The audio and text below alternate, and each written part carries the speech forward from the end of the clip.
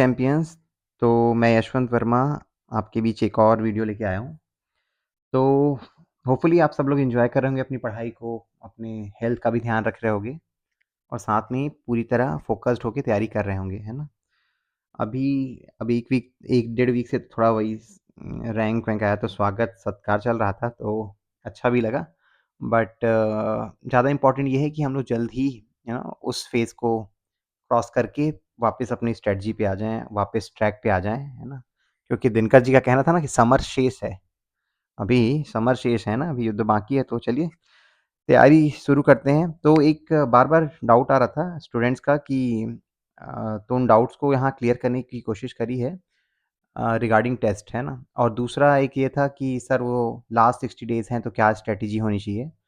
तो वैसे तो मोटा-मोटा स्ट्रैटेजी आप सब लोग जानते हैं, समझदार लोग हैं, बट फिर भी एक ओवरव्यू के लिए मैंने कुछ बनाया है, तो वो हम लोग डिस्कस कर लेंगे। उसके अलावा जो भी आपके डाउट्स रहेंगे वो अपन अ, आपके जो भी क्वेश्चन आएँगे आप कमेंट बॉक्स में लिखिएगा, वहाँ पे रिप्लाई कर दूँगा।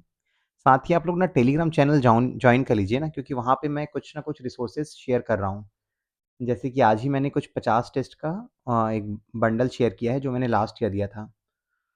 तो वो आपके काम आ सकता है। तो चलिए इस स्टार्ट करते हैं वीडियो को। वीडियो थोड़ा लंबा हो सकता है क्योंकि कुछ-कुछ टॉपिक कवर करने हैं और बहुत जल्दी भगाऊँगा तो फिर आपको भी मज़ा नहीं आएगा। तो देखते हैं सबसे पहले तो आज की जो 4 एजेंडा है वो पहला था कि importance of test and practice, क्योंकि इस पे बहुत ज़्यादा डाउट आ रहा है। टेलीग्राम में बहुत सारे student one two one message भी कर रहे हैं कि सर रिवीजन नहीं हुआ है, टेस्ट कैसे दें? और टेस्ट नहीं देंगे तो चलेगा क्या? इस टाइप का। तो उसका इम्पोर्टेंस मेरे लिए क्या था वो मैं शेयर करूँगा और कैसे वो फ़ायदा करता है वो भी आप थोड़े सबूत के साथ देख पाएँगे तो शायद आपको अच्छा लगे। दूसरा था 60 डेज़ में क्या-क्या हमारी स्ट्रैटेजी होनी चाहिए उस पे डिस्कस करेंगे। तीसरा था डू एंड डोंट्स, क्या करें और क्या ना करें, है ना? देखिए पीपीटी भले इंग्लिश में है बट मैं हिंदी में बोलते जाऊँगा ताकि हमारे दोनों सेगमेंट वाले स्टूडेंट को समझ में आ जाए, है ना? हिंदी, इंग्लिश दोनों लोग कवर हो जाएगा। और लास्ट में मैंने क्या करा है, कुछ इम्पोर्टेंट टॉपिक्स मतलब जो जिस टॉपिक को हमें कवर करना ही है, जैसे पॉलिटी में क्या-क्या कवर करना है ना? तो उन सब का एक ओवरव्यू देने की कोशिश करी है ताकि जब आप प्रिपरेशन करो ना तो आपका माइंडसेट वैसा रहे। तो मेजर जो पोर्शन है वो ये वाला टॉपिक लेगा, बाकी ये 3 टॉपिक तो मैं बहुत जल्दी कवर कर दूँगा, ठीक है? तो चलिए स्टार्ट करते हैं कि what is the importance of test, ठीक है? तो मैं और किसी का नहीं अपना ही एग्ज़ाम्पल लेके चलता हूँ। तो ये मेरा 2023 का टेस्ट का रिव्यू है, मतलब मैंने जैसे कोको का टेस्ट था ये, तो क्या-क्या परफ़ॉर्मेंस था और ये है मेरे 22 का। इस क्योंकि 22 में मैं यूपीएससी मेंस में डिसक्वालीफ़ाई होके आया था, तो उतना टाइम नहीं था, तो मैं कम टेस्ट ही लगा पाया था, ठीक है? फिर भी तो पहले हम लोग 22 का देखते हैं। तो 22 में देखिए इसमें रैंकिंग इसलिए नहीं है क्योंकि कोको वाले क्या करते हैं, अगर आपने सेम डे दिया है तो रैंक दे देते हैं। अगर आप नेक्स्ट डे दोगे तो फिर रैंक नहीं आएगा, बाकी सब चीज़ आएगा। तो इसलिए जहाँ-जहाँ मैंने सेम डे दिया था उसकी रैंकिंग है। तो रैंकिंग यहाँ पे दिखाने का पर्पज़ तो नहीं है। आपके लिए जो मैं दिखाना चाह रहा था वो था एक्यूरेसी लेवल, है ना? तो देखिए सारे टेस्ट में मेरी एक्यूरेसी मोर और लेस 70% के आस-पास था। 67, 78, 65 है ना? 72, 76 एक्यूरेसी लेवल मतलब समझ रहे हो ना आप? जैसे मान लो मैं 100 क्वेश्चन हैं, 100 में मैं 70 करेक्ट कर रहा हूँ, तो मेरी एक्यूरेसी कितनी होगी? 70% होगी, ठीक है? मान लो 100 में मैं मतलब 100 में 100 अटेम्प्ट करने पर मान लो मैं 100 में 80 क्वेश्चन अटेम्प्ट करा, ठीक है? 80 में मेरे 60 करेक्ट हुए, तो मेरा एक्यूरेसी लेवल कितना होगा? 60/80 इंटू 100, ठीक है? तो इस टाइप का एक शायद कितना होगा? 75% होगा, है ना? तो इस टाइप से एक्यूरेसी लेवल निकालते हैं, ठीक है?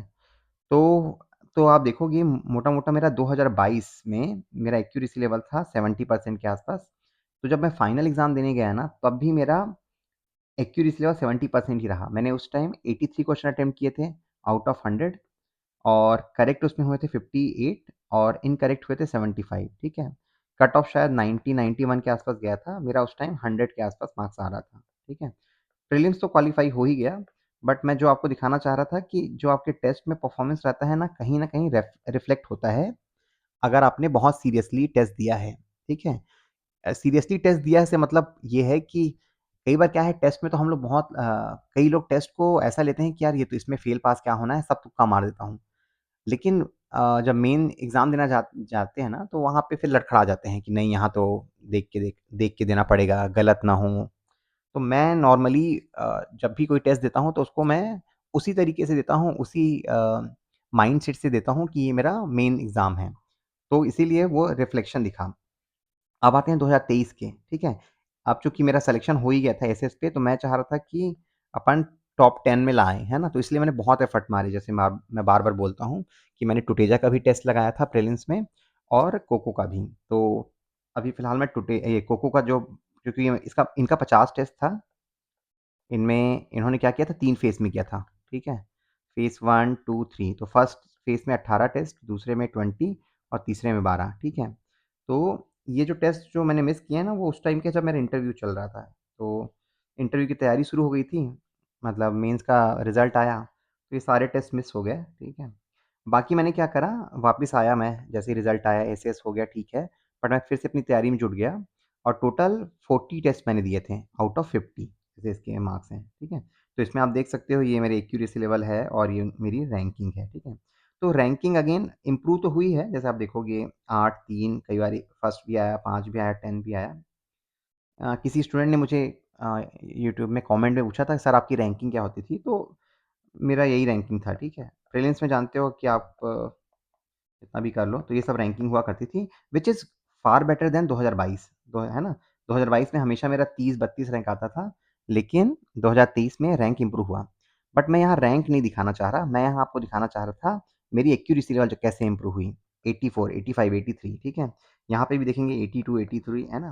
कई बार 68 भी गया है, बट मोर और लेस कहीं न कहीं ये 78 से 82 के आसपास हो रहा है, अगर आप एवरेज करोगे तो, ठीक है?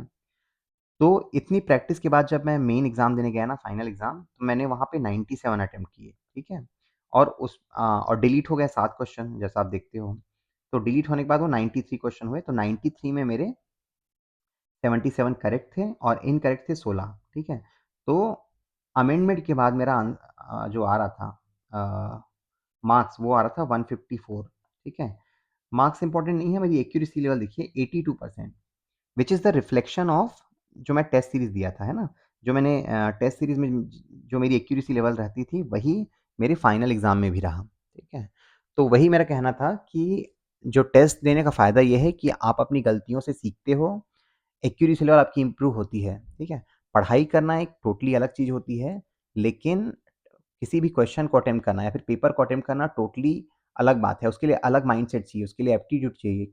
आपको एलिमिनेशन मेथड यूज़ करना होता है, ठीक है?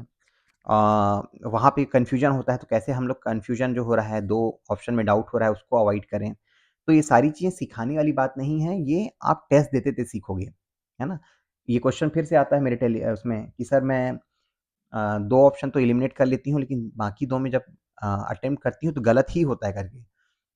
तो इसका ना कोई सॉल्यूशन नहीं है, इसका सॉल्यूशन बस यही है कि आप प्रैक्टिस करते रहो, उसके बाद आपका माइंडसेट मतलब ये इस फैक्ट को पकड़ेगा कि कौन-सा ज़्यादा गलत है ना? क्वेश्चन की प्रवृत्ति को आप समझ जाओगे कि इस टाइप के क्वेश्चन में नॉर्मली एक्सट्रीम स्टेटमेंट है या फिर बहुत ज़्यादा फैक्चुअल है, तो गलत होने के चांसेस ज़्यादा हैं। तो ये एप्टीट्यूड आपका डेवलप होगा टेस्ट देने से, ठीक है? तो जितना ज़्यादा प्रैक्टिस करोगे, उतना फ़ायदा होगा और मैंने देखा है कि प्रीलिम्स में और मेंस में जिन्होंने टेस्ट में बहुत मेहनत करी है ना, उनका रैंक अच्छा आया ही है, ठीक है? तो ये आप समझ गए ना, पिछले 21 और 22 में यही फ़र्क था कि एक्यूरेसी लेवल काफ़ी अच्छी मैंने इम्प्रूव करी, तो मैंने ज़्यादा अटेम्प्ट करने के बाद भी मतलब मेरे करेक्ट ज़्यादा हुए। तो ये टेस्ट है, मैंने ये सारे टेस्ट हैं ना, ये जो 50 टेस्ट हैं, ये मैंने टेलीग्राम में शेयर किए हैं, ठीक है? टेलीग्राम का लिंक मैं आपको ये यूट्यूब के नीचे में दे दूँगा अ डिस्क्रिप्शन में। तो टेलीग्राम चैनल जॉइन कर लीजिए, सारे टेस्ट आपको वहाँ मिल जाएँगे विथ सॉल्यूशन। तो आप उन टेस्ट को दीजिए घर बैठे, अगर आपने कोई टेस्ट जॉइन नहीं कर पाए हो तो। यकीन मानिए आपको कहीं न कहीं फ़ायदा होगा क्योंकि practice makes person perfect, right? तो टेस्ट देते रहिए और उसको तो टेलीग्राम चैनल का मैं लिंक नीचे दे दूँगा, ठीक है? चलिए अब आते हैं मेन चीज़ जो था अंतिम 60 दिन में सर क्या करें, ठीक है? तो देखिए ऑलरेडी तो आप बहुत सारा पढ़ चुके हैं, है ना? बहुत सारे स्टूडेंट तो ऐसे भी हैं जो बार-बार दे रहे हैं, ठीक है?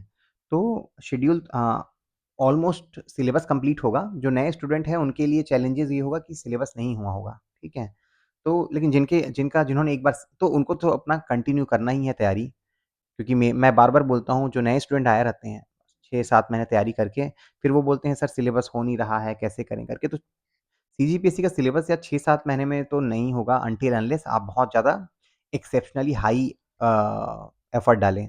नॉर्मली 1 साल, सवा साल तो लगता है, क्योंकि सबसे पहले तो आपको समझना पड़ता है क्या कि सिलेबस क्या है, क्या पढ़ना है, क्या नहीं पढ़ना है। फिर आपके दिमाग में बहुत सारे सिली-सिली क्वेश्चन आएँगे जो कि जेन्युइन है उस टाइम, है ना? जब आप खुद मतलब उस फेज़ से गुज़र जाओगे तो आपको लगेगा कि मैं अच्छा ये सवाल पूछा करता था, है ना? तो मेरा कहना है कि जो 1 साल से कर रहे हैं तैयारी ना, तो उनका मोटा-मोटा सिलेबस कंप्लीट हो गया होगा। अभी 60 डेज़ में उनको क्या करना है, एक डिटेल शेड्यूल बना लेना है अपना कि 60 दिन में मैं सारे सब्जेक्ट को प्रायोरिटी वाइज़ पढ़ूँगा और उनको टाइम कैसे अलॉट करूँगा, ठीक है? तो मैं आपको ना एक सैंपल दिखाता हूँ कि कैसे मैं बनाया करता था अपना स्टडी शेड्यूल, जब मैं फ्री था, है ना? फ्री था मतलब जब मैंने जॉब नहीं कर रहा था तो या फिर वर्क फ्रॉम होम कर रहा था तो। तो मैं बहुत ज़्यादा देखता था मैं दिन में कि कितने घंटे हैं मेरे पास, ठीक है? तो जब मैं फ्री था मतलब जब मैंने जॉब से ब्रेक लिया था, तो मैं बहुत टाइट शेड्यूल रखता था, 10 से 12 घंटे पढ़ने ही हैं, ठीक है? तो एक टेंटेटिव शेड्यूल है ये मेरा कोई शेड्यूल नहीं है, मैं आपको दिखाने के लिए बनाया हूँ, ठीक है? तो 2-3 टाइप का शेड्यूल बना सकते हो आप। पहला तो एक ब्रॉडर शेड्यूल है जिसमें अभी टोटल 9 हफ्ते हैं, ठीक है? तो 8 हफ्ते का आप शेड्यूल बना लीजिए, 9वें हफ्ते में जस्ट रिवीजन एकदम फ्रेश माइंड से करिएगा। तो आप सब्जेक्ट को डिवाइड कर लीजिए, है ना? वीक 1 है तो कौन से 4-5 सब्जेक्ट को आप पढ़ोगे, उसके बाद टेस्ट दोगे, रिवीजन करोगे इस टाइप का। वीक 2 में किन सब्जेक्ट को आप रिपीट करोगे। तो आप अपने हिसाब से ब्रॉडर एक टाइमलाइन वीक वाइज़ बना लिए, ठीक है? अब एक्चुअली मैं दूसरा शेड्यूल जो मैं फ़ॉलो करता था वो था डेट वाइज़, ठीक है? तो जैसे 9 दिसंबर कल से है, 9 दिसंबर 9, 10, 11, 12 ऐसा करके। तो मैं अगर सुबह उठ के पढ़ता हूँ ना तो 5 से 7 का पहला स्लॉट हुआ।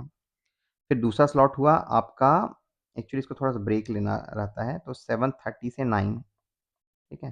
तो 7:30 से 9 का मैंने दूसरा स्लॉट ले लिया। फिर मैं फ्रेश होना है, आपका ब्रेकफ़ास्ट करना है, तो ये सब करने के लिए 10 से 12 का स्लॉट कर लिया करंट अफ़ेयर के लिए और 12 से 1 का एक रिवीजन वाला स्लॉट, कोई भी एक सब्जेक्ट को, ठीक है? फिर आप आराम करिए, है ना? लंच कर लीजिए, पावर नैप ले लीजिए, है ना? एक रेस्ट क्योंकि अल्टीमेटली दिमाग को ब्रेक देना पड़ेगा। तो आप 1 से 3 बजे के बीच लंच-वंच करके आराम करिए। जो क्या बोलते हैं फ्री फुल टाइम तैयारी कर रहे हैं। उसके बाद शाम को उठ के फिर से 3 से 5 का स्लॉट है, कुछ भी सब्जेक्ट पढ़िए। 5 से 6 आप टी ब्रेक लीजिए, थोड़ा वॉक करना है तो वॉक करिए क्योंकि थोड़ा ज़रूरी है वो भी।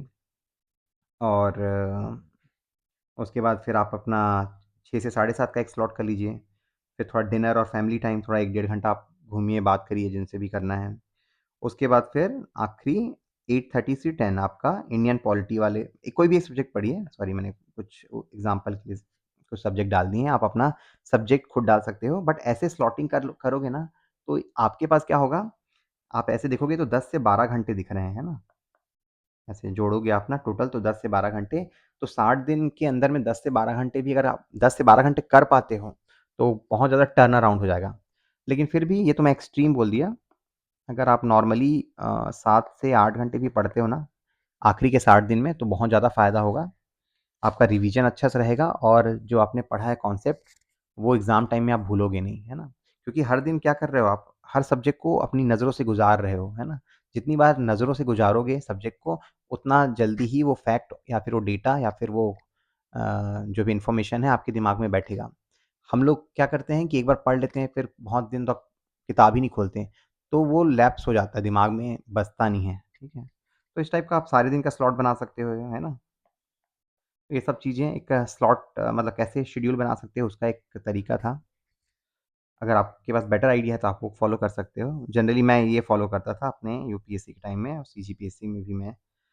लेकिन अब होता क्या है आप जो बनाओगे शेड्यूल ना, जैसे मैंने बताया कि 100% तो फ़ॉलो नहीं होगा तो स्ट्रेस बिल्कुल नहीं लेना है, ठीक है? आपको क्या होगा 70 टू 80% भी फ़ॉलो होता है व्हिच इज़ गुड इनफ। कहने का मतलब ये है कि मैंने 8-10 इस स्लॉट में 5 से 6 सब्जेक्ट डाल दिए। अगर आप 4 सब्जेक्ट भी पढ़ पाते हो ना व्हिच इज़ गुड इनफ, ठीक है? तो स्ट्रेस नहीं लेना है कि सर 100% हो नहीं रहा है। लाइफ़ ऐसी ही है मतलब आप बड़े टारगेट रखते हो, टारगेट से थोड़ा मिस करते हो, ठीक है? तो 70 टू 80% अगर आप कर पा रहे हो व्हिच इज़ गुड इनफ आप उतना स्ट्रेच करें। उसके बाद जो टेस्ट मैंने बताया था, तो टेस्ट के माध्यम से अपने वीक एरिया को आइडेंटिफ़ाई करना है, ठीक है? मुझे खुद अपने वीक एरियाज़ पता है कहाँ-कहाँ पे मैं भूल जाता हूँ या फिर मुझे मल्टीपल रिवीजन चाहिए, है ना? तो मैं उस उन एरियाज़ को बार-बार पढ़ता हूँ या फिर टेस्ट जैसे एग्ज़ाम आने वाला है, तो उसको फिर से रिवाइज़ करके जाता हूँ। तो अपने आप को सक्सेसफुल पाना चाहते हैं तो अपने वीक एरिया को आइडेंटिफ़ाई करना सीखें, उनको कहीं लिख के रखें, ठीक है? और वीक एरिया कहाँ से पता चलेगा? टेस्ट सीरीज़ से कि सर मैं बहुत पढ़ के भी तो जाता हूँ लेकिन उस टेस्ट में वो एरिया बनता ही नहीं, है ना? तो अब उस वीक एरिया को अपने क्या बोलते हैं बुक से फिर रिवाइज़ करके सॉल्व करें या तो अपने शॉर्ट नोट्स बना लीजिए, जैसे मैं बताता हूँ कि शॉर्टकट्स बना के आप याद कर सकते हो या फिर वीडियो लेक्चर खोज लीजिए। यूट्यूब में तो बहुत सारे लेक्चर मिल जाते हैं या फिर आपके फ्रेंड्स हैं, अगर उनका वो सब्जेक्ट पर्टिकुलरली स्ट्रॉन्ग है तो आप कर सकते हो, उनकी मदद ले सकते हो। अब आते हैं इस पे, जैसे आपने टेस्ट सीरीज़ दिया है ना, जैसे मैं टेस्ट दे रहा हूँ, ठीक है? तो मैं बहुत सारे टेस्ट तो दे चुका हूँ अभी, मतलब मैं नवंबर से स्टार्ट करा था तो मुझे क्या करना होगा, उन टेस्ट में जाके देखना होगा कि मैंने गलतियाँ कैसे करी थी। अपने मिस्टेक्स को आइडेंटिफ़ाई करना है, ताकि बार-बार ये रिकॉल हो कि ये सिली मिस्टेक्स हो गई थी और अगर ऐसे प्रश्न आते हैं, तो मैं भविष्य में गलती ना करूँ। दूसरा, अगेन वो वीक एरिया था उसको मैं किताब खोल के रिवाइज़ करूँगा। तो अपने अभी 60 दिन में ना आपने जो भी टेस्ट दिए होंगे उन एरिया को उनमें जो मिस्टेक किए थे उसको आप देखें और फिर से पढ़ें उसको, ठीक है? लास्टली एक ही चीज़ करना है आपको आखिरी के 60 दिन जैसे मैंने शेड्यूल बनाया था कि रिवीज़न, रिवीज़न, रिवीज़न, है ना? ये सक्सेस की ऑफ द सक्सेस यही है कि जितना ज़्यादा आप रिवीज़न करोगे उतना कम डाउट आएगा आपको प्रीलिम्स में अटेम्प्ट करते टाइम, है ना? ये बहुत जेन्युइन सा और बहुत नॉर्मल सा अ कंसर्न है कि सर याद नहीं आ रहा था वहाँ पे, है ना? क्योंकि 2 घंटे का समय रहता है और उसमें आपको स्ट्रेच करना है, तो जितना आप प्रैक्टिस किए रहोगे ना, उतना जल्दी दिमाग है वो रिकॉल कर पाएगा। जैसे कंप्यूटर में होता है ना सेकेंडरी मेमोरी और प्राइमरी मेमोरी, तो अगर बहुत दिन पढ़े नहीं हैं, तो उससे जो इन्फॉर्मेशन है या जो नॉलेज है, वो सेकेंडरी मेमोरी में चला जाता है, ठीक है? लेकिन जब रिवाइज़ करते हैं, तो क्या होता है, वो प्राइमरी मेमोरी में रहता है। तो प्राइमरी मेमोरी के डेटा को एक्सेस करना आसान है, ठीक है? तो वही है, रिवीजन को आप करते रहिए। अब आते हैं डू एंड डोंट्स क्या करें, क्या ना करें, है ना? ये 60 दिन बहुत क्रूशियल हैं, तो वैसे तो ये दादी-नानी वाली ही कहानी है, मतलब बट अगेन जो मैं मतलब सजेस्ट करूँगा कि आप ना अपना हेल्दी रूटीन बना के रखें, क्योंकि अगर किसी भी वजह से आपका तबीयत खराब होता है ना, तो लंबा खींचेगा। सर्दी हो गई, तो 4-5 दिन चलता है और अभी 60 दिन में आप एक भी दिन लॉस करना एफर्ट नहीं कर सकते, है ना? लॉस होगा मतलब क्या होगा? आपका ट्रैक टूट जाएगा, जो आपने पढ़ाई का करा हुआ है। तो आपकी सबसे बड़ी प्रायोरिटी होनी चाहिए, एक हेल्दी रूटीन होना चाहिए आपका कि सुबह उठना है तो एक्सरसाइज़ करना है ना? मैंने शेड्यूल बनाया था उसमें 5 बजे कर दिया था बट आप अगर आप नाइट तक जगते हो तो अपना शेड्यूल उसके हिसाब से बना लीजिए, ठीक है? That was just a sample जो मैंने शेड्यूल बना के शेयर किया था और सुबह उठ के आप कम से कम आधे घंटे एक्सरसाइज़ करिए, है ना? अभी हम लोग निमोरा में थे तो मतलब मैंने खुद भी ये बहुत सीखा कि पढ़ाई तो चलो यार चलती रहेगी लेकिन आपको ना अपना फ़िटनेस पे बहुत ध्यान देना है। हमारे जो कल्चरल डिपार्टमेंट के सचिव हैं विवेक आचार्य सर, उनसे मैं काफ़ी प्रभावित था। काफ़ी मोटिवेट करते थे कि हेल्दी रूटीन कैसे होनी चाहिए, है ना? हेल्दी डाइट होना चाहिए। तो वही चीज़ मैं आप लोगों को बोल रहा था कि आप लोग भी अपना रूटीन हेल्दी रखें। जो 30 मिनट का एक्सरसाइज़ है ना, डेली करें। मैं खुद भी उठ के करता हूँ। अगर 30 मिनट नहीं हो पाता तो 15 टू 20 मिनट्स एक्सरसाइज़ करता ही हूँ, है ना? क्योंकि हेल्दी माइंड में ही आपकी हेल्दी माइंड्स लीव्स इन हेल्दी बॉडी। आपका दिमाग ही है तभी हेल्दी रहेगा जब आपकी बॉडी हेल्दी है ना? जब आपकी बॉडी लाइट फ़ील करती है ना, तो आप ज़्यादा देर तक जग पाते हो। ज़्यादा एक्सरसाइज़ नहीं करोगे तो क्या होगा, बॉडी लेथार्जिक हो जाती है। मतलब क्या बोलते हैं, उबासी आती है। आपको नींद आती है ना? तो इसीलिए एक्सरसाइज़ करिए, थोड़ा-सा वॉक कर रहे हैं तो वॉक करिए, अगर थोड़ा बैडमिंटन खेलते हैं तो वो खेलिए या फिर क्रंचेस जैसा भी करना है, तो 30 मिनट तो आप करिए, है ना? 15 टू 30 मिनट जो भी आपको जमता है। अभी ठंड का मौसम है तो फिर आप ना गुनगुना पानी पिया करें, है ना? और इसका 2 फ़ायदे हैं जो मैं बार-बार बोलता हूँ, जो मुझे पर्सनली लगता है कि गर्म पानी पीने से ना थोड़ा दिमाग एक्टिव रहता है, बॉडी एक्टिव रहती है। और ठंड का दिन है तो ऐसे भी फ़ायदा करता है। गर्मी के दिन में तो शायद ना पी पाओ, लेकिन ठंड के दिनों में तो आपको रिफ़्रेश करने के लिए गर्म पानी ही काफ़ी है। रोज़ कॉफ़ी या फिर चाय तो बार-बार नहीं पी सकते, तो गर्म पानी लेते रहिए। दूसरा है ठंडा पानी पियोगे तो फिर सर्दी का चक्कर रहता है, तो गर्म पानी, गुनगुना पानी करके पीते रहें, थर्मस में भर के रखें, है ना? उसके बाद हेल्दी डाइट इम्पोर्टेंट है, फल-वल लेते रहें, बाहरी खाना थोड़ा अवॉइड करें। और सिंपल दाल-चावल जो डाइजेस्ट कर पाएँ, हैवी चीज़ अभी मत लें, है ना? क्योंकि अल्टीमेटली सारी चीज़ें कहाँ पे आती है? आप को हेल्दी रखने का, है ना? नेक्स्ट है एक प्रॉपर रेस्ट लेना ज़रूरी है ना? कभी भी हम नाइट आउट पार्टी करते रहना नहीं है। अब 60 डेज़ बाकी है तो अपने रूटीन को सेट करके रखिए कि मान लो 10 बजे सो रहे हैं तो सुबह 5 या 6 बजे उठ जाएँ, प्रॉपर नींद लें। नींद आपकी 2 ही प्रायोरिटी होनी चाहिए, एक तो प्रॉपर रेस्ट मतलब एक कंप्लीट नींद होनी चाहिए और दूसरा है पढ़ाई। ये 2 चीज़ें ही आपकी प्राइम फ़ोकस होना चाहिए। और अभी एक चीज़ और यार, जो एग्ज़ाम अभी क्या है बहुत सारे लोग ना रात-रात तक जगते होंगे और ठंड का मौसम है, सुबह 10-11 बजे भी उठने का रूटीन होगा, जो जॉब नहीं कर रहे हैं। तो इस रूटीन को ना धीरे-धीरे करके थोड़ा कम करिए क्योंकि जब आप टेस्ट देने जाओगे तो सुबह ही होगा, 10 से 12 बजे के बीच, है ना? तो जितना जितना जल्दी हो सके थोड़ा स इतनी जल्दी नहीं उठ पाओगे तो भी 6 से 7 बजे तो उठने की कोशिश करें अगर रात तक पढ़ते हो तो भी, ठीक है? ताकि आपका जो वो है नेचुरल साइकिल है, बॉडी साइकिल है, वो मेंटेन हो जाए आपके एग्ज़ाम के पैटर्न से। जब आप लिखने जाओगे 9 फरवरी को, तो आपका दिमाग एक्टिव रहे, है ना? तो वो ज़रूरी है। उसके बाद अभी ये है अपनी बुक को लिमिट जो जो भी बुक यूज़ करते हैं, उसको लिमिट कर दीजिए। कोई नई बुक जो कभी नहीं पढ़े, उसको ओपन करने का कोई मतलब है नहीं, है ना? आपका टोटल शेड्यूल गलत हो जाएगा। जो पढ़ चुके हो, उसको पढ़िए। हाँ, करंट अफ़ेयर के लिए आप यूज़ कर सकते हो क्योंकि आखिरी मोमेंट में इनका बीके नायक का या फिर अर्जुना ये सब आते रहता है। तो करंट अफ़ेयर के लिए बस आप यूज़ करिए, लेकिन स्टैंडर्ड बुक कोई नया मत यूज़ करिए कि नया-नया आया है, इसको पढ़ लूँ क्या? उसके बाद है 8वाँ कॉन्फिडेंस अपने प्रिपरेशन में रखिए कि मैं पढ़ रहा हूँ, तो मेरे को याद हो रहा है और ये कॉन्फिडेंस आएगा आपकी प्रैक्टिस से। जब आप प्रैक्टिस करोगे ना, क्वेश्चन बनते जाएगा, तो आएगा आपको कॉन्फिडेंस। और again practice as much as possible, है ना? जितना हो सकता है आपसे उतना करते रहिए। डोंट्स क्या मत करें, है ना? तो पहला तो ये है सोशल मीडिया में थोड़ा अपने आप को लिमिट करें। बहुत सारे सोशल मीडिया प्लेटफ़ॉर्म हैं, तो जो काम का है उसको यूज़ करिए। बाकी फ़ेसबुक होता क्या है ना, हम लोग कुछ भी चीज़ सोशल मीडिया में देखते हैं ना, तो फिर हमारा दिमाग प्रोसेस करता है। दिस इज़ जो मैं बोल रहा हूँ प्रैक्टिकल चीज़ है। जैसे आप देखोगे फ़ेसबुक में किसी ने फ़ोटो डाला है या फिर इंस्टाग्राम में, देन आप प्रोसेस करते हो, अच्छा ये यहाँ घूमने गया है। तो ये अभी जो 60 दिन है ना, वो क्रूशियल हो जाता है कि आपका दिमाग सिर्फ़ किताबों में रहे। जैसे वो अर्जुन था ना, अर्जुन वो जो तोते की आँख ही दिखाई दे रही है, तो वही चीज़ आपके साथ भी होनी चाहिए। इवन आप कोई वीडियो देख रहे हो ना, तो आपकी स्टडी से रिलेटेड रहे, ताकि फ़ोकस पढ़ाई में है ना? ज़्यादा सोशल मीडिया करना ठीक है, आजकल करते भी हैं और उसको अवॉइड भी नहीं कर सकते, बट जितना हो सकता है लिमिट करिए लास्ट के 60 डेज़ में, ठीक है?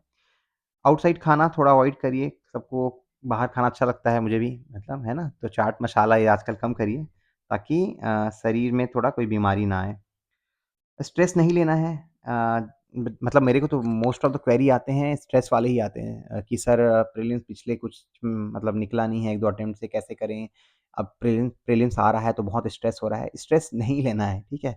चाहे कुछ भी हो। चाहे अभी जैसे रिज़ल्ट आया है मेंस का, सॉरी फाइनल रिज़ल्ट आया है, तो बहुत सारे लोग पोस्ट नहीं पा पाए। 3 क्या बोलते हैं 3 बार हो गया, 4 बार हो गया। तो बहुत सारे पास्ट के जो क्या बोलूँ फेलियर हैं वो उनको टेंशन देते हैं। तो देखिए स्ट्रेस लेने से भी जेनुइनली कुछ नहीं होगा। कोशिश करिए कि जितना ज़्यादा पढ़ाई पे फ़ोकस करेंगे, स्ट्रेस पे नहीं जाएगा, ठीक है? डबल माइंड रहेंगे तो थोड़ा प्रॉब्लम होगा। और जो पुराने फेलियर है ना, उसपे रिग्रेट करना छोड़ दीजिए, है ना? यही तो एक मौका है जब आप प्रीलिम्स निकालोगे तो सारे रिग्रेट अपने आप खत्म हो जाएँगे। तो पुराने फेलियर हैं उसको भुलाने का बेस्ट तरीका ये है नए सक्सेस पाना। तो आप पढ़ाई फ़ोकस करिए और जब भी आपको स्ट्रेस लगता है ना, तो आप अपने जो पेरेंट्स हैं उनसे बात करिए, फ्रेंड्स से बात करिए क्योंकि मुझे लगता है कि they are the best motivator, है ना? जो आपको समझते हैं। पेरेंट्स हैं जो आपके सामने हैं, साथ हमेशा खड़े हैं। अगर आपको लगता है कि मेरे पेरेंट्स वैसे नहीं हैं, समझ नहीं पा रहे हैं, तो अपने फ्रेंड्स से शेयर करें। बट बात करने से कई बार स्ट्रेस आउट हो जाता है, ठीक है? तो एकदम बार-बार उसको कुंठित ना होते रहें। जस्ट डिस्कस करें क्या इश्यू है, they will motivate you, they will guide you, they will encourage you for your success और फिर आप मूव ऑन कर पाएँगे। तो चलिए दोस्तों तो एक ये तो हो गया जो मेन एजेंडा था। अब आते हैं आपका कौन-कौन से इम्पोर्टेंट एरियाज़ हैं सीजी वाले पार्ट से प्रीलिम्स के लिए और कौन से इम्पोर्टेंट पार्ट है इंडिया पोर्शन के, है ना? ये क्वेश्चन ना उस उनके लिए भी है जो बार-बार बोलते हैं सर आखिरी टाइम है कैसे रिवीजन करे करके। तो रिवीजन कर रहे हो लेकिन आप ये देखिए कि क्या ये टॉपिक कवर हो रहा है कि नहीं हो रहा है? या फिर क्या आप जब पढ़ रहे हो तो इस डायमेंशन से पढ़ रहे हो कि नहीं पढ़ रहे हो? क्योंकि क्वेश्चन इसी डायमेंशन से आएँगे। फॉर एग्ज़ाम्पल इम्पोर्टेंट डायनेस्टी है उनके बारे में आता है, पांडु डायनेस्टी है इसी में आपका सोम डायनेस्टी बोलते हैं ना, तो कांकेर के है, आपका आपका मैकल का है, तो जितने भी पांडु डायनेस्टी है, सोम डायनेस्टी है वो, कलचुरी से बहुत आता है, नल, वकाटक है, सरबपुरी है, काकतीय है, छिंदक है और फनी नागवंशी। तो ये जो है ना, इनके टाइमलाइन को एक बार पढ़ लीजिएगा अच्छे से। और इसको पढ़ना कैसे है? इम्पोर्टेंट किंग, ठीक है? हर डायनेस्टी का हर किंग इम्पोर्टेंट नहीं होता, लेकिन कुछ किंग बहुत इम्पोर्टेंट है, जैसे प्रसन्न मात्र बहुत इम्पोर्टेंट है, राइट? और उसके अलावा जैसे बालार्जुन बहुत इम्पोर्टेंट है, तीवरदेव बहुत इम्पोर्टेंट है, बार-बार पूछा जा रहा है उससे क्वेश्चन। उसके बाद कौन था? भीमसेन, भीमसेन 2 बहुत इम्पोर्टेंट है।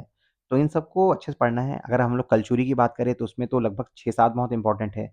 रत्नदेव इम्पोर्टेंट है, पृथ्वीदेव इम्पोर्टेंट है, आपका जाज्जल्यदेव से कितनी बार पूछा जा चुका है।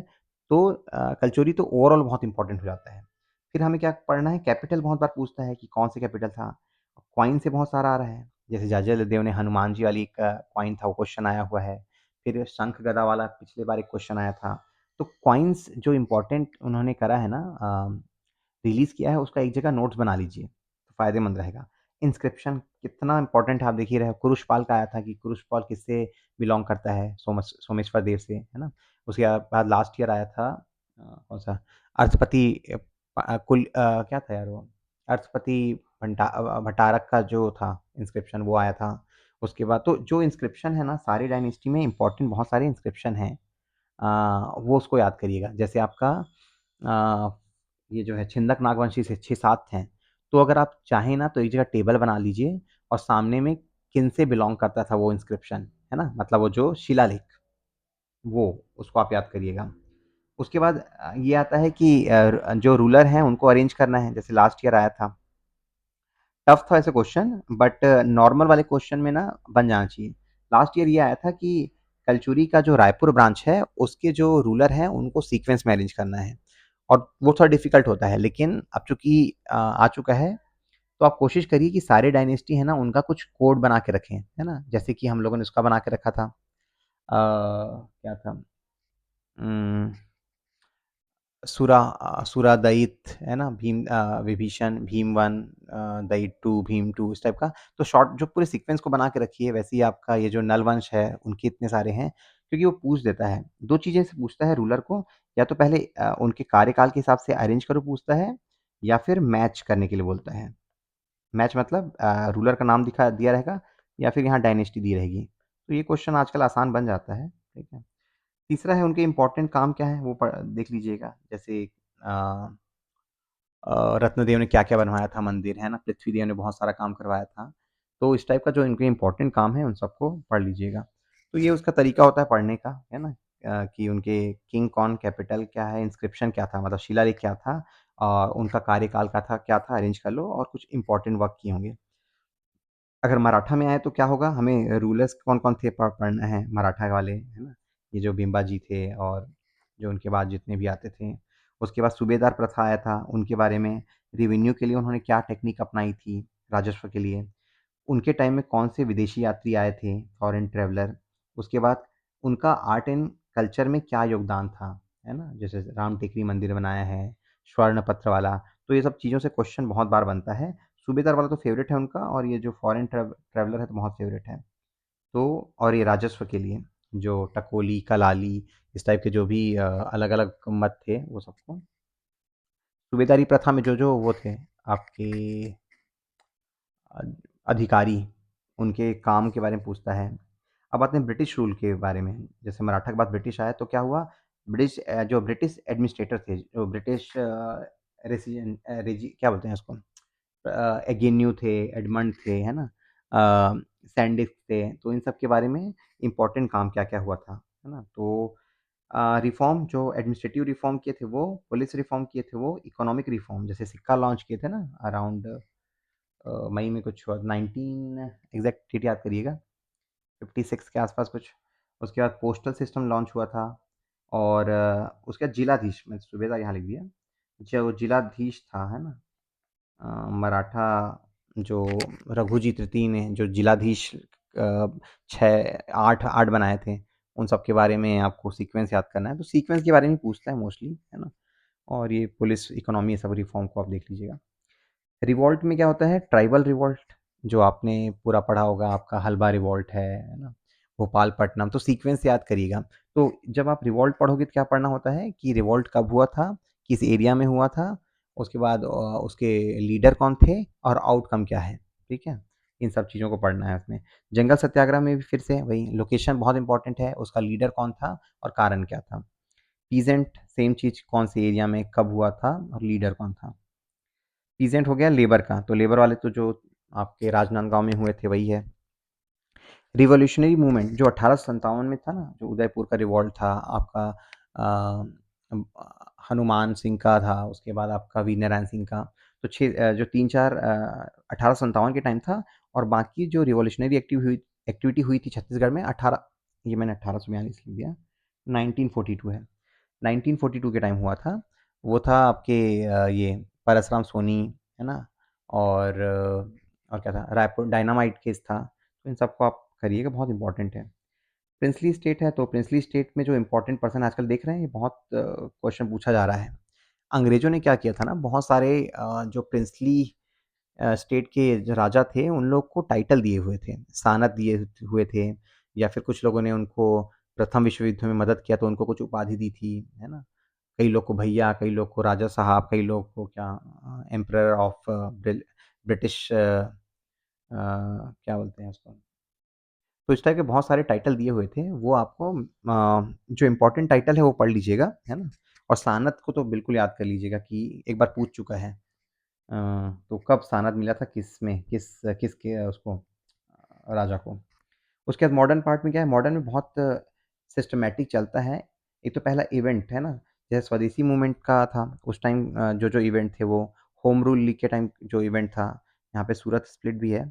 उसके बाद नॉन कोऑपरेशन मूवमेंट है, उस टाइम क्या-क्या इवेंट था। फ्लैग सत्याग्रह है, उसके टाइम जो इवेंट, सीडीएम मतलब civil disobedience movement, quit India movement, और जब वो प्रिंसली स्टेट का मर्जर हुआ, तो इस टाइम इन इन सब के बीच में ना बहुत छोटे-छोटे इवेंट्स हैं, ठीक है? उन सबको पढ़ना है। जैसे छत्तीसगढ़ में पहला वो कौन था, इंडिविजुअल सत्याग्रह देने वाला कौन था, है ना? तो इस टाइप के क्वेश्चन बहुत सारे पूछते हैं। कौन लीडर था होम रूल लीग का? फिर यहाँ पे स्वराज पार्टी आती है। तो ये पूरा एक सीक्वेंस है, तो सीक्वेंस से आपको पढ़िएगा इसको। सबसे ज़्यादा इम्पोर्टेंट ना इसको दीजिएगा ना, इससे बहुत क्वेश्चन आते हैं मॉडर्न वाले से। अब आते हैं जियोग्राफी में, तो जियोग्राफी में रॉक टाइप को पढ़ना है आपको। उसके बाद हिल से आता है, मधेश्वर हिल आया था एक बार, याद है? माउंटेन्स कौन-कौन से हैं, प्लेटू और रिवर्स, तो रिवर्स बहुत इंपॉर्टेंट है, रिवर्स को अच्छे से करिएगा। वाटरफॉल को रटना पड़ेगा आपको, चाहे शॉर्टकट बना के रटिए या फिर डायग्राम बना के रटिए। मैं नॉर्मली ऐसे करके रटता था कि ऐसे बनाता था।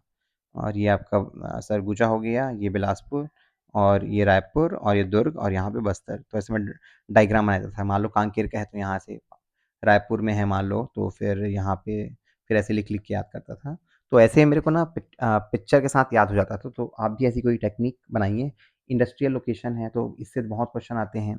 लास्ट ईयर आया था सॉफ्टवेयर पार्क का, तो इंडस्ट्रियल पार्क कौन-कौन से हैं, कौन से आईआईडीसी हैं, कौन से आपका इम्पोर्टेंट इंडस्ट्रीज़ हैं, आयरन से related, aluminium, cement, thermal, forest और एग्रीकल्चर से रिलेटेड कौन-कौन से इंडस्ट्रीज़ हैं। तो ये सब आपको मोस्ट इम्पोर्टेंट तरीके से पढ़ना है। मिनरल्स हैं तो उनके लोकेशन पूछता है, छोटे-छोटे लोकेशन रहते हैं, आपको याद करना होता है। बट मैंने जहाँ तक देखा है कि इसमें ना मैच द फॉलोइंग बोलता है, तो अगर आप 1-2 मैच भी कर लोगे ना तो बन जाता है। तो जो इम्पोर्टेंट मिनरल हैं उनके अगर छोटे-छोटे लोकेशन भी है ना, तो जो भी किताब में दिया है पढ़ लीजिएगा। पूरा अगर याद नहीं होता तो कम से कम पढ़े रहोगे तो वहाँ मैच करते बन जाता है, ऑप्शन जो दिया रहता है। उसके बाद आता है सेंसस, जनसंख्या वाले से, तो बार-बार पूछते रहता है कि सेक्स रेशियो बताइए, या फिर अरेंज करो बोल देता है कि ये सब ज़िले हैं, कहाँ पे हाईएस्ट सेक्स रेशियो है, कहाँ पे कम है, कहाँ पे लिटरेसी हाई है, कहाँ पे कम है, वर्किंग पॉपुलेशन, है ना? तो सेंसस का जो है 2011 वाला ही चल रहा है, तो उसको याद करिएगा, है ना? अभी नया वाला सेंसस हुआ नहीं है। एग्रीकल्चर में क्रॉप्स का टाइप पूछता है, रेन का पैटर्न, जैसे कि साउथ वेस्ट मानसून से रेन हो रहा है, कितने एग्रो क्लाइमेटिक ज़ोन है छत्तीसगढ़ में, जीआई टैग किसको मिला है। एग्रीकल्चर से फिर लास्ट ईयर जो आया था काली कमोद दाल वाला, तो किस टाइप के फसलें हैं, उसको ना आप इकोनॉमिक सर्वे से पढ़िएगा, बहुत ज़्यादा इम्पोर्टेंट है। और क्या हाँ, ये तो हो गया। उसके बाद इरिगेशन, इरिगेशन में डैम्स को पूछता है कि छत्तीसगढ़ में जो इम्पोर्टेंट प्रोजेक्ट चल रहे हैं, जो 8 बड़े प्रोजेक्ट हैं, उनके बारे में कौन-कौन से ज़िले उसमें कवर होते हैं।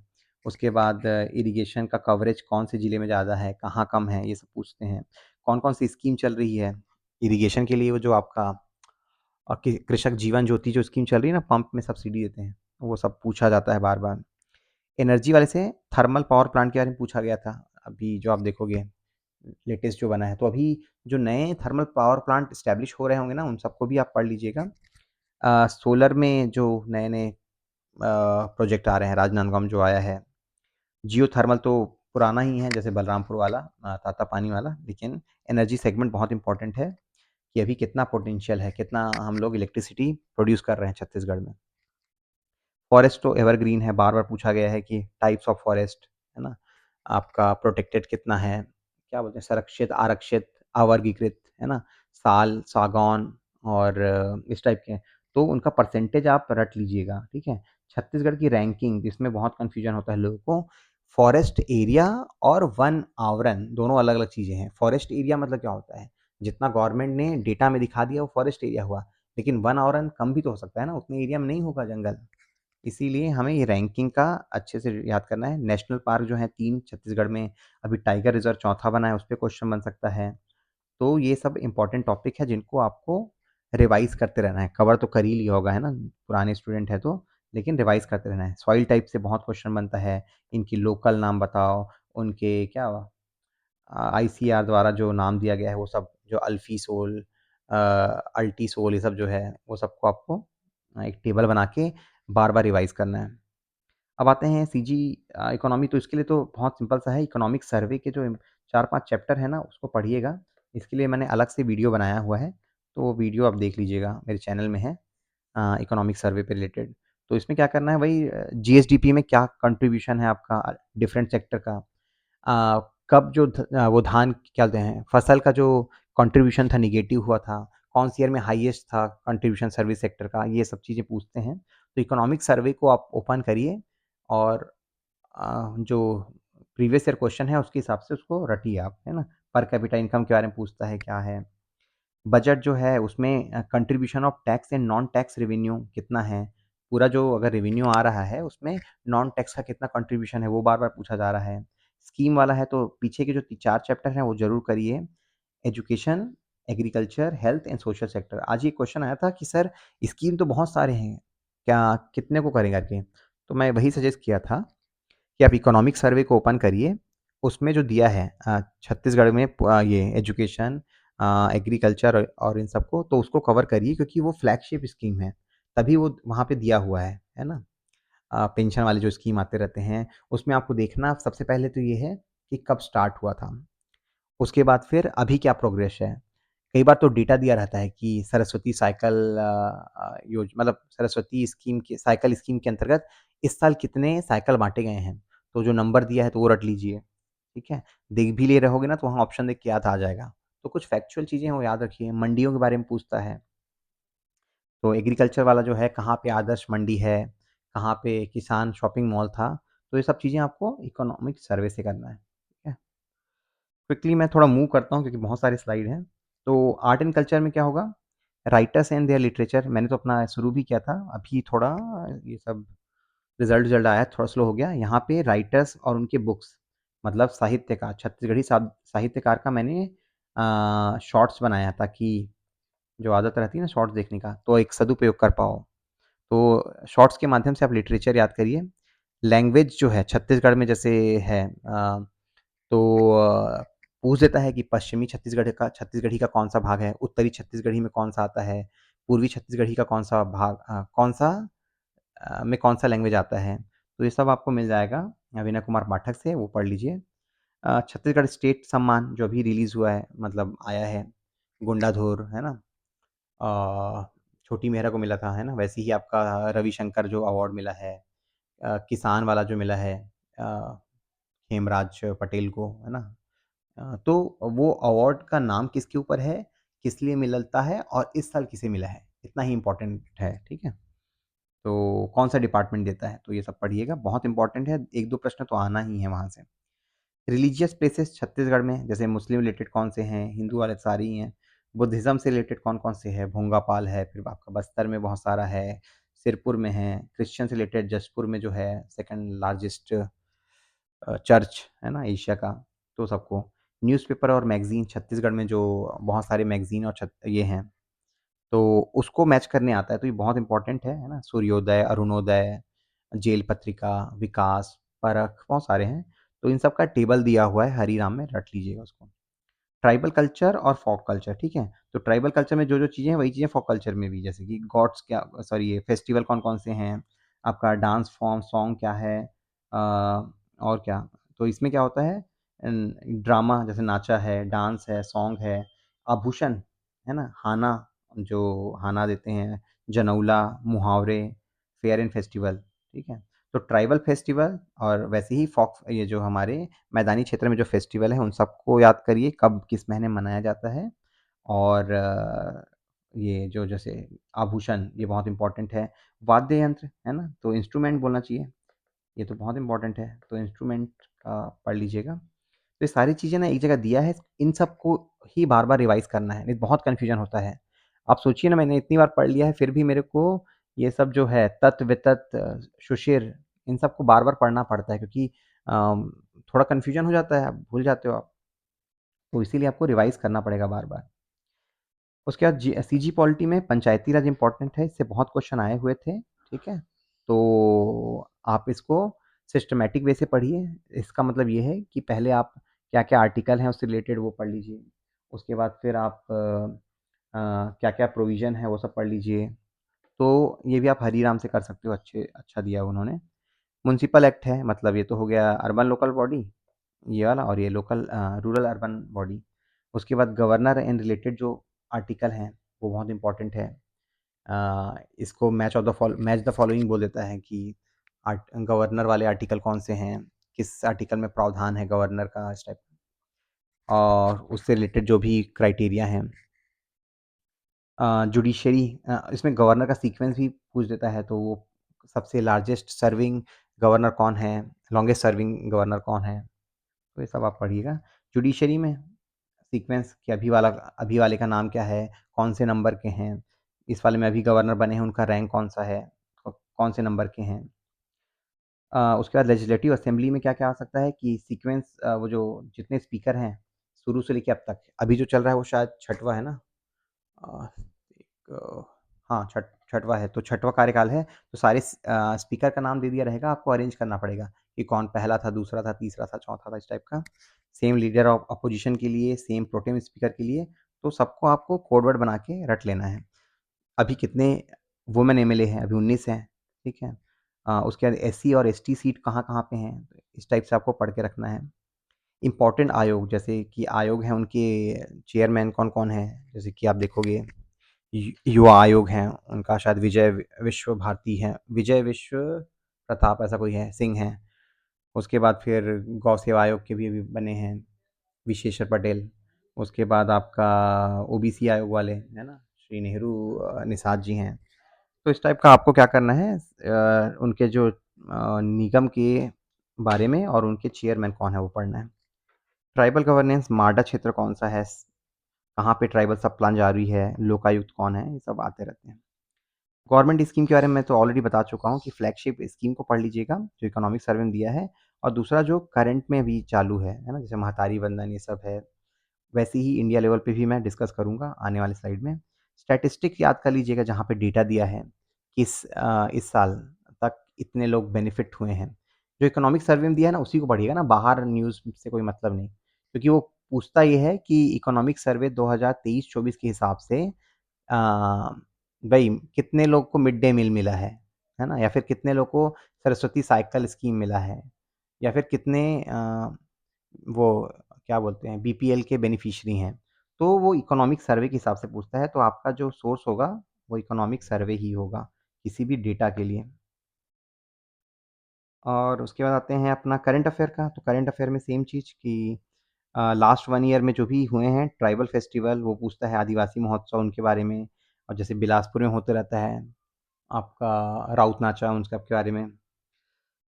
स्टेट स्पेसिफिक रिपोर्ट जो आते हैं उनके बारे में पढ़ लीजिएगा, जीआई टैग है या फिर टी टोटल फर्टिलिटी रेट जैसे पूछा था। तो अभी कोई रिसेंट कोई रिनाउंड रिपोर्ट होगा ना जो मैगज़ीन में दिया रहेगा वो अच्छे से याद करिएगा। स्पोर्ट्स में छत्तीसगढ़ से कोई पर्सनैलिटी जिसको अवार्ड मिला है, छत्तीसगढ़ को कोई ग्लोबल लेवल पे, नेशनल लेवल पे कोई अवार्ड मिला है उसके बारे में, इम्पोर्टेंट पर्सनैलिटी जैसे लास्ट ईयर किसके बारे में आया था?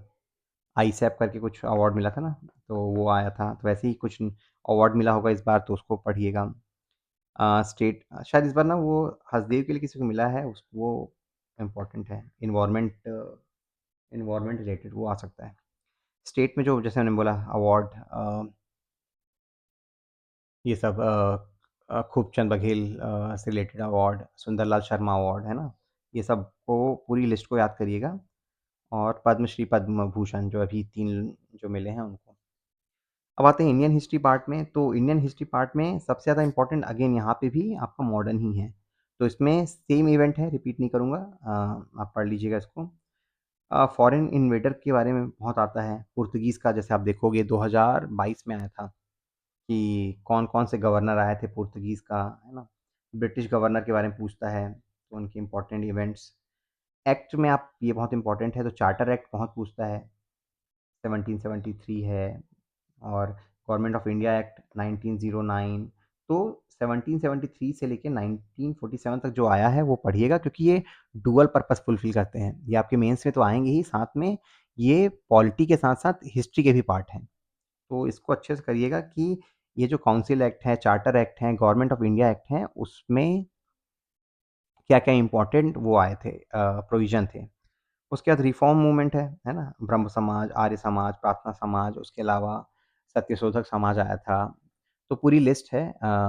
उसके बाद ये सब सारे मूवमेंट का एक पूरी लिस्ट ही है, तो उसको एक साथ कर लीजिएगा, ठीक है? मैंने 4-5 ही लिखे हैं। रिवोल्ट हैं, तो peasant revolt, tribal revolt, up civil uprising, है ना? ये सब भी एक चैप्टर में दिए हुए हैं।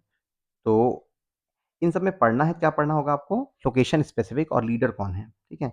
वैसे ही ये जो ब्रह्म समाज, आर्य समाज बोल रहा था, उसमें भी क्या है, उनके लीडर कौन थे, वो कब आया था और किस पर्टिकुलर एरिया में ये एक्टिव था।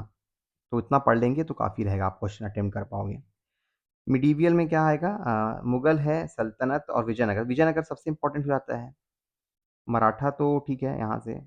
तो इन डायनेस्टी में जो इम्पोर्टेंट रूलर के जो काम थे कि उन्होंने कुछ बनाया था, बनवाया था, वो सब इम्पोर्टेंट है। और इम्पोर्टेंट फैक्ट जैसे कि अगर मैं मुगल में ही बोलूँ तो अकबर सबसे ज़्यादा इम्पोर्टेंट हो जाता है। पेंटिंग की बात करूँ तो जहाँगीर बहुत इम्पोर्टेंट हो जाता है। आपका आर्किटेक्चर की बात करूँ तो फिर आपका शाहजहाँ बहुत इम्पोर्टेंट हो जाता है। तो इम्पोर्टेंट फैक्ट्स कि किसने क्या-क्या कंट्रीब्यूट किया था। उसके बाद आते हैं एंशिएंट में, तो कम क्वेश्चन ही आए हैं बट बुद्धिज़्म और जैनिज़्म उनके फ़ेवरेट टॉपिक हुआ करते हैं। उसके बाद मौर्यन, गुप्ता और इसमें भी क्या पूछता है इस सारे में आपका आर्ट एंड आर्किटेक्चर को पूछता है ना? लिटरेचर को पूछता है। जैसे कि आपके गुप्ता टाइम में कौन से टेम्पल बन गए वो पूछ देगा या फिर लिटरेचर उस टाइम क्या-क्या थे। फॉरेन ट्रैवलर कौन आया था? फाहियान, है ना? एत्सिंग, तो ये सबको पूछता है। तो इस डायमेंशन से आप पढ़ेंगे कि तो आपको पढ़ने मज़ा भी आएगा कि यार इससे तो क्वेश्चन बनते हैं। पॉलिटी में बहुत सारे लोग का डाउट है कि सर लक्ष्मीकांत जो है, उसमें 60 चैप्टर हैं, कैसे पढ़े करके? तो 60 चैप्टर नहीं पढ़ना है, कुछ इंपॉर्टेंट चैप्टर हैं जिनसे फ्रीक्वेंटली क्वेश्चन आ रहे हैं, उनको ही पढ़ना है। जैसे कि ये मेकिंग ऑफ कॉन्स्टिट्यूशन, इससे बहुत सारे क्वेश्चन बनते हैं जैसे कि कॉन्स्टिट्यूएंट असेंबली के मेंबर कौन थे, ठीक है? उसके बाद कौन-कौन सी कमिटी का वो लीड किया था, कब संविधान पारित हुआ, वो जो वो सिंबल हैं, वो कब हमने एक्सेप्ट किया। तो ये बहुत इंपॉर्टेंट चैप्टर है, इसको ना बार-बार पढ़िएगा। उसके बाद इंपॉर्टेंट फीचर ऑफ कॉन्स्टिट्यूशन है ना, जैसे फ्लेक्सिबल है, रिजिड है, प्रीएम्बल है, फंडामेंटल राइट है, इस सब के बारे में। और दूसरा ये फीचर हमने कौन से देश से एडॉप्ट किया है, ये तो बात आता है ना? कौन से देश से हमने एडॉप्ट किया है इम्पोर्टेंट फीचर, जैसे आप देखे होंगे ये लिबर्टी, इक्वलिटी, नहीं, हाँ, लिबर्टी, इक्वलिटी, फ्रेटर्निटी वाला जो हम लोग फ्रेंच से लिया है ना? सोशलिज़्म हमने रशिया से लिया है। तो इस टाइप का कौन-सा फीचर हमने किस देश से लिया है, उसका भी टेबल है, वो आप प्रॉपर पढ़िएगा। Formation of state and UT, तो वो सीक्वेंस पूछता है कि कौन सा स्टेट कब बना या फिर यूनियन टेरिटरी बना, है ना? तो सबका अलग-अलग टाइमलाइन है कि पहले जैसे यूपी था उससे डिवाइड होके आपका उत्तराखंड बना। इधर जो नॉर्थ ईस्ट में बहुत सारे छोटे-छोटे वो थे हैं स्टेट, पहले वो यूटी हुआ करते थे। तो उनका फॉर्मेशन डेट ये सब पूछता है बार-बार। फंडामेंटल राइट, ड्यूटी ये सब को कर लीजिएगा। उसके बाद अमेंडमेंट बहुत इम्पोर्टेंट है। इम्पोर्टेंट अमेंडमेंट एक 61 है ना? आपका 42, 44, उसके बाद 100 के बाद तो सभी इम्पोर्टेंट है। 100, 1, 2, 3, 4, 5, 6 है ना? तो इस पे मैं सोच रहा हूँ एक अलग से वीडियो बनाऊँ, तो देखते हैं टाइम मिलने पर बनाया जाएगा। यूनियन एग्जीक्यूटिव तो प्रेसिडेंट, उससे related article, vice president, PM, attorney general सबका आर्टिकल याद रखिएगा। पार्लियामेंट पूरे चैप्टर को पढ़िएगा, पार्लियामेंट चैप्टर सबसे इम्पोर्टेंट है। सुप्रीम कोर्ट, इसमें भी क्वेश्चन आया है। क्या बोलते हैं, सबसे longest serving chief justice of India कौन थे, इस टाइप का। उसके बाद वो ओरिजिनल जुरिस्डिक्शन कहाँ पे है, कहाँ पे आपका रिट के थ्रू जुरिस्डिक्शन है, तो ये सब आपको वहाँ मिल जाएगा। कॉन्स्टिट्यूशनल बॉडी हैं जो भी, उनके आर्टिकल याद होने चाहिए। फाइनेंस कमीशन से क्वेश्चन बार-बार आ रहा है, तो बहुत इंपॉर्टेंट चैप्टर है। यूपीएससी का वाले आर्टिकल, तो इनके आर्टिकल पढ़ लीजिएगा ना, और मैं चाहता हूँ आप पूरे आर्टिकल पढ़ें कि आस-पास क्या है। जैसे कि आपका फाइनेंस कमीशन है, तो फाइनेंस कमीशन में वैसे तो फाइनेंस कमीशन 280 में है, लेकिन जो वो डिस्क्रिशनरी ग्रांट देता है, वो किसमें है? 282 में। तो आप जब ओवरऑल पढ़ोगे ना, तब ये सब बनेगा। इसलिए कोई भी कॉन्स्टिट्यूशनल बॉडी है, उसके आस-पास के आर्टिकल पढ़ लीजिएगा, जो उससे रिलेवेंट है। लोकपाल, ट्रिब्यूनल, इमरजेंसी, ये 4-5 और टॉपिक, तो ओवरऑल देखोगे ना 22-30 चैप्टर हैं, ये आप कर लीजिएगा। आर्ट एंड कल्चर में सबसे ज़्यादा इम्पोर्टेंट है दर्शन, जिसमें सांख्य, न्याय, योगा, मीमांसा सब आता है ना? जो आप लोग मेंस में पेपर 6 पढ़ते हो। बुद्धिज़्म, जैनिज़्म बहुत इम्पोर्टेंट, उसके अलावा लोकयत, है ना? नियो बुद्धिज़्म करके आया था, तो इनके लीडर कौन थे, मतलब किन्होंने प्रोपाउंड किया था, वो सब याद करिएगा। द्वैतवाद, अद्वैतवाद, है ना? पुष्टि मार्ग, बहुत सारे हैं, तो ये मैं सबको दर्शन के अंदर काउंट कर लिया। आर्किटेक्चर स्टाइल बहुत इंपॉर्टेंट है, जैसे आप देखोगे लास्ट ईयर आया भी था एक ठो चार मीनार वाला, बहुत टफ क्वेश्चन था। बट अगर इस आर्किटेक्चर स्टाइल में ना केव भी आ जाएगा ना, केव आर्ट, तो आपका उदयगिरी खांडागिरी आया था एक बार, तो वो चैप्टर आपको, मैंने इसको नितिन सिंघानिया से किया था। टाइम कम होगा तो अ, आपको टाइम, मतलब टाइम कम होगा तो मुश्किल जाएगा, लेकिन अगर आपने पढ़ लिया होगा तो ये नितिन सिंघानिया की बुक में ये वाला चैप्टर करिएगा, बहुत इंपॉर्टेंट है। ओवरऑल बहुत इंपॉर्टेंट है आपकी नॉलेज के लिए भी। Literature of ancient and medieval, जो किताबें लिखी हैं, किसने कौन-सी किताब लिखी है, किसका ट्रांसलेशन संस्कृत से किसी ने पारसी में कर दिया है, वो सब दिया है। उसके बाद ये एम्ब्रॉयडरी है, पेंटिंग, पपेट्री, है ना? ये कठपुतली वाला, चित्रकला, ट्राइबल डांस, आदिवासी नृत्य, है ना? क्लासिकल डांस के जो हैं, आपका जो ये 8 क्लासिकल डांस है, उनके बारे में पूछता है कि कौन से स्टेट से बिलॉन्ग करते हैं। कोई फ़ेमस उसका जो एक्सपोनेंट वो पूछ लेगा। सॉन्ग्स के बारे में पूछ देगा, classical songs, Carnatic song, drama, Yakshagana, ये सब पूछते रहता है। अवार्ड में भारत रत्न और ये परमवीर चक्र के बारे में पूछा था, तो एक बार ये देख लीजिएगा। ये भी आपको नितिन सिंघानिया मिल जाएगा। एनवायरनमेंट में एटमॉस्फियर, जैसे ये ग्रीन हाउस गैसेज़ हैं, एटमॉस्फेरिक लेयर है, उनके बारे में। बायोफ्यूल तो बहुत इम्पोर्टेंट है, नए-नए जो अ क्या बोलते हैं उसको, रिन्यूएबल एनर्जी आ रही है, उनके बारे में पढ़ना। पॉल्यूशन में टाइप्स ऑफ पॉल्यूशन और उनसे रिलेटेड जो बीमारी हैं, उनको पढ़ लीजिएगा। नेशनल पार्क और बायोस्फीयर रिज़र्व, ये इम्पोर्टेंट है। तो इन सब के लिए क्या कर सकते हैं ना, आप पूरा पढ़ नहीं पाओगे तो घटना चक्र ज़रूर लगवा लीजिएगा। इन टॉपिक का आप कर लोगे तो फ़ायदा होगा। जियोग्राफ़ी में रॉक टाइप है, जियोलॉजिकल टाइमलाइन है, थ्योरी आया था। वैसे टफ़ हो जाता है सीजीपीएससी के पॉइंट ऑफ व्यू से, लेकिन आप ये इन सबको कर लीजिएगा। पिछले साल माउंटेन से आया था, हिमालयन सिस्टम से, उसके बाद प्लेटू सिस्टम से आया था, आइलैंड से आया था। तो ये वाला पार्ट सबसे इम्पोर्टेंट है, इसको कर लीजिएगा। क्लाइमेट में solar radiation, south west monsoon related question. Agriculture है तो कौन सा क्रॉप कहाँ होता है, टाइप है ये। कौन सा क्रॉप कहाँ होता है, कौन सा स्टेट है वो राइस में लीडर है, कौन सा स्टेट है वो सनफ्लावर में लीडिंग है, ये सब चीज़ें। और रिसर्च इंस्टीट्यूट, जैसे आपने देखा होगा बार-बार पूछता है ये कि पोटैटो रिसर्च इंस्टीट्यूट कहाँ पे है? या फिर राइस रिसर्च इंस्टीट्यूट कहाँ पे है, ख्याल इंडियन राइस रिसर्च ऐसा कुछ है, IRR ऐसा। तो ये कहाँ पे है करके, तो एग्रीकल्चर से रिलेटेड जो भी इंस्टीट्यूट है ना, उसका लिस्ट दिया हुआ है घटना चक्र में, तो वो ज़रूर पढ़ लीजिएगा। और ऐसे डायग्राम बना के आप याद कर सकते हो, है ना? जैसे ऐसे कर लीजिए, तो ऐसे तो आप ऐसे मार्क करते जाओगे ना, तो ऐसे दिमाग में बैठ जाता है कि यहाँ पे उड़ीसा में है शायद, कटक में राइस रिसर्च इंस्टीट्यूट। वैसे ही जहाँ-जहाँ पे है, तो ऐसे याद करते जाइएगा। इरिगेशन में डैम्स एंड प्रोजेक्ट तो लास्ट ईयर भी आया था। सबसे पहला प्रोजेक्ट कौन-सा था जो इरिगेशन का, जिसमें हाइड्रो हाइड्रो पावर प्रोजेक्ट लगाया था। सेंसस के बारे में पूछता है, सॉइल टाइप। जनरल साइंस में इसके लिए मैं बोलूँगा कि अगर आपको टाइम नहीं मिल पा रहा है ना, तो घटना चक्र का कर लीजिएगा, क्योंकि पर्टिकुलर टाइप के क्वेश्चन बार-बार पूछे आ रहे हैं। जैसे कि मेटल, नॉन मेटल से बार-बार क्वेश्चन आता है।